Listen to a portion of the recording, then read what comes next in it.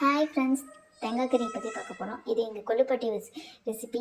இதுக்கு தேவையான பொருட்கள்னா இளநீ, தண்ணி குடிச்சிட்டு தேங்காய் மட்டும் வச்சுருக்கோம். இதில் இருக்க தேங்காவை மட்டும் எடுத்துகிட்டு அதில் மிளகாய், உப்பு, மஞ்சத்தூள் இது மட்டுமே போட்டு நாங்கள் செய்ய போகிறோம். மிளகாய் உங்களுக்கு ஏற்ற மாதிரி காரம் கூட்டவோ குறைச்சிக்கோங்க செஞ்சிங்க. இது காரம் அதிகமாக இருந்தால் தான் இந்த ரெசிபி ரொம்ப டேஸ்ட்டாக இருக்கும்.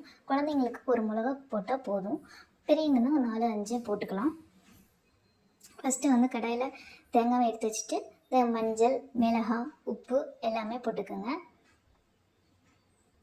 இதில் தேங்காய் முழுகிற அளவுக்கு தண்ணி ஊற்றிக்கிங்க. இப்போ பார்த்திங்கன்னா இதை நாம் அடுப்பில் இன்னும் வைக்கவே இல்லை. நல்லா கலந்து விட்டுட்டு இதை அப்படியே கொண்டு போய் அடுப்பில் ஸ்டவ் ஆன் பண்ணிவிட்டு வச்சுருங்க.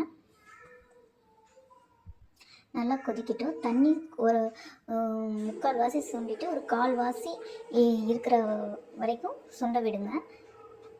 பாருங்கள், இப்போ இந்த பதம் நமக்கு சரியானது. இப்போ ஸ்டவ் ஆஃப் பண்ணிக்கிங்க. நமக்கு சுவையான தேங்காய் கறி ரெசிபி ரெடி ஆயிடுச்சு. தேங்க்யூ.